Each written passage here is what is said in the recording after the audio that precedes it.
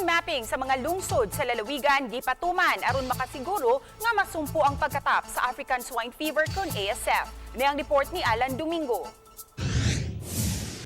Ato sa tigom nga gipatawag sa provincial capital nga gitambungan sa mga veterinarian, maopisyal sa National Meat Inspection Services ug sa Department of Agriculture. Gihanay nila ang mga lakang nga sagupon aron mapakgang ang pagkatap sa sakit soban pang mga dapit sa lalawigan. Apil nini ang zone mapping nila diin naguna ang red zone nga maong dakbayan sa Karkar nga kumpirmado nga adunay kaso sa ESF ang tulo ka mga barangay. Samtang gipaubos usab sa pink zone o buffer zone, din posibleng mapiskan kung adunay makalusot nga baboy. Lakip nini ang San Fernando, Barili, Sibunga ug Aluginsan, din ang paghatod ug kuha sila mga baboy anaara sulod sa maong mga dapit.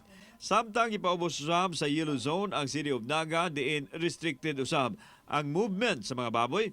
Giklaro hinoon nga wa pay kaso sa ASF ang yellow zone. Ang purpose na to ana to establish nga if ever na mga spillover or na ay mga kuan kanang higayon nga maay mugawas ang mga baboy from Karkar, ma-detect dahil nato at the same time natin identify nga mga LGU nga intensify ang surveillance. Kuha na to additional sample para to establish nga negative ang ilang area. Samtang gipahugtan na usab sa Cebu City ang border control. Sa karon ang ato ang area dyan sa border control is sa south pa, specifically ang katong tulo ka areas, ang El Corso, ang ACT Laray ug ang ACT Bulacau ug ang Laray Inayawan. So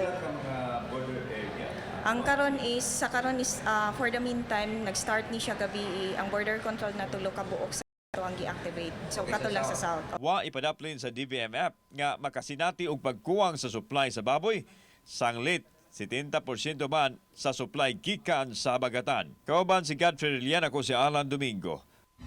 GMA Regional TV Live.